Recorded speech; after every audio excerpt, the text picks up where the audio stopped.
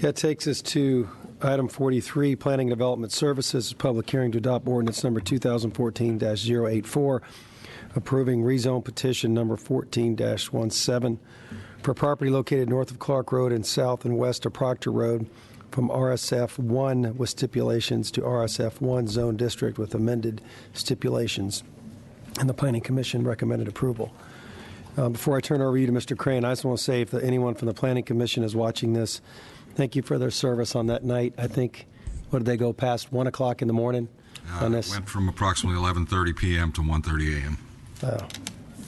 So long night, and appreciate their service. You're saying they're going to fence in the property of the known landfill areas. That's correct. And does that include the one side that abuts Ashley? So Yes. It'll be completely enclosed? This is again, there are two known landfill areas that we're assured of. This one right here, which is approximately 70 acres, that Ashley is over here. That's the subdivisions developed to the west of this property. They'll fence this one. They'll fence this other one in the central part of the property, proffered by the applicant. Okay, so there's already a developed community that's adjacent to what's the known landfill, and there's no fence there now. That's correct. Okay. And then same thing up at the top. There's some developed properties that abut the landfill. Keep going with your cursor right In this area? up further, up by the entrance there. So there'll be a fence along those existing lots where people live? Well, there are lots on the other side of Proctor Road. No, right down, right there. Stop. Right here? Yes. Okay. The fence will be there also? Because there's three lots that right appear. Here, and the actual entrance road will be on top of the landfill at that point. And that's basically the only part of the landfill we'll be on top of. Okay. Maybe I'll ask the applicant this, but is the fencing along Ashley something that the neighborhood wants, or is that just being offered as a stipulation to keep people off of there? To keep people out, and it was also proffered by the applicant as a safety measure. I think the neighborhood was certainly in favor of keeping, they don't want children out there, they don't want pets out there, they don't want people disturbing the known former landfill areas. This is a binding development concept plan that there are two areas where the historic landfills are located, and I want to point those out. Again, it's this 70-acre parcel that's in light green, and this smaller, approximately 20-acre parcel that's in the center of the site. The petitioner is not, and it's important to know this because many of the comments have been stated over and over, and all the correspondence has repeated this, and it's not correct, that any building is going on the landfill. The petitioner is not proposing to construct any houses over these landfills. We are not disturbing these landfills. That's pursuant to stipulation number 16, expressly prohibiting houses to be constructed on the landfills. We are proposing to construct houses only on the area that was not used for landfills.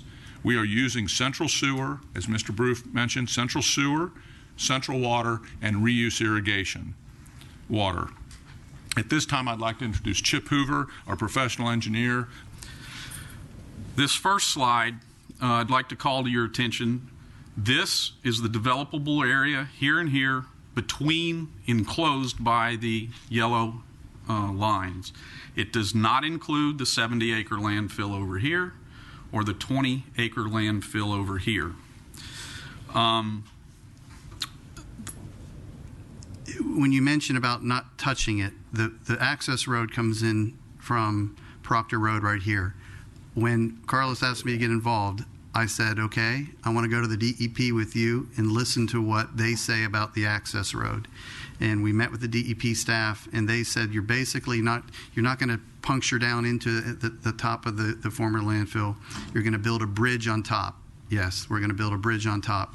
The entire roadway as it's built here will be built above, on top of what's the existing ground. They said, yes, that's what we're going to do it. He goes, I'm fine. That was the DEP official, Charles Masala, down in Fort Myers. So I heard it with my own ears that that's what they were proposing to do. And once he heard that, he was fine. He said, the problem is when you go in and begin to puncture things. And I remember him saying that distinctly, and there's no reason for us to do that. You build the road as a bridge on top. Another question. Called site rehabilitation completion order, which is effectively what we want. We do not have that at this time. Tell them what remediation is. It's the soil blending or the cover. Well, the remediation is whatever it takes to isolate exposure to that material, whether it be dilution, removal, that type of thing. And that's stipulated in that stip right there. That's all I have. Okay. Commissioner Mayo, thank you. That was, Mr. Hoover, I think just to complete this for the public's benefit, because this was where my question was, is you'll submit it to DEP to prove the remediation's done. Yes, sir. So prior to any lot being sold or prior to any building permit being pulled or anyone ever living there, that process must occur. Absolutely. Okay, thank you. Stipulation 9. I just wanted to say it and have it on the record verbally versus in a stipulation, because that's what I understood. Is this working here? Yeah, it's up.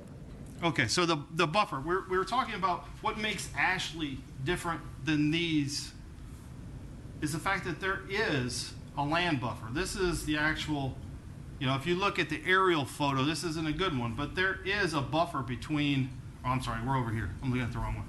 If you look at the aerial photo of this, there is a buffer between this land and the old dump. Well, the problems with this and Ashley is these are over an acre property. So the homes sit way back here. Whereas this will literally be, your back property will be the dump. So your fence is going to sit on wherever they find garbage, they'll come a foot back and put a fence up. I don't find that acceptable whatsoever. I just want to quickly just remind everyone that we were here a year ago. The 4 commissioners that did vote on it voted to deny the rezone petition. Mr. Barbetta made comments that if we would be remiss by making assumptions that landfills know exact boundaries and that they don't leach and there isn't plumes. There's too much at risk that we would be putting the public's health and safety at risk. Mr. Hines, you had talked about back. Thanks for stepping forward. Mr. Roddy, I have a couple of questions for you. Mr. Rosen came up and talked about a stipulation creating a legal remedy. There's already going to be, according to the stipulations, a notice of proximity. But stipulations, are they able to create legal remedies? Is that what first of all, is that their intent? And 2, how enforceable would something like that be? Well, their stipulations create a remedy for the county to do something, to enforce compliance or noncompliance with that stipulation. It sounded like he was describing a stipulation that if you encounter certain things, you had to do something. And I'm not quite sure what all those actions are. If you encountered construction debris, if you encountered toxic waste or something like that. Someone's of the opinion that something's going to be built over the landfill area. Can you help me? Yes. Basically, the applicant proffered that, and it's a stipulation carried forward from the 2001 approval, that no habitable structure will be built on any landfill. That's carried forward, and it's also the intent of the current applicant and the recommended stipulation now. He's proffered that as also an additional stipulation. He's made the representation that nothing will be built in the known former landfill areas, those 2 70-acre and 20-acre areas, I'll refer to them as, except that the road from Proctor Road in the northwest corner will be, as Mr. Merrill said, a bridge type of structure over the part of the landfill. Otherwise, his intent by fencing them was for just that, which is that they will be kept as open space and that nothing will be built in those known landfill areas. So notice of proximity to former landfills is indicated in stipulation number 8. So just for the public's benefit, you sit down, you sign a contract to buy a piece of land or have a home built.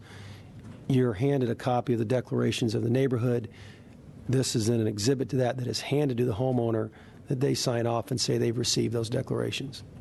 Yes. Okay. He's not. Versus having to go to the public record and try to find that document. Yes. That is correct. Carlos?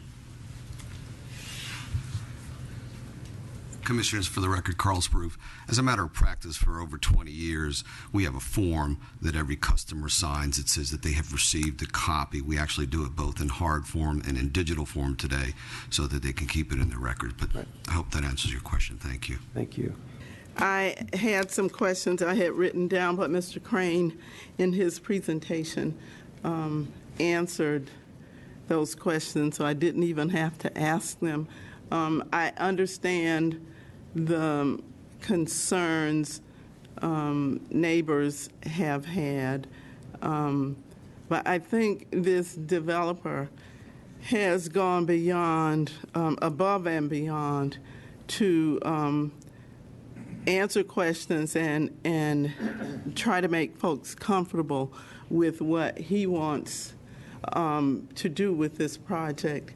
And so I would like to move to adopt ordinance number 2014-084, approving rezone petition number 14-17 with the amended stipulations. Is there a second? Second.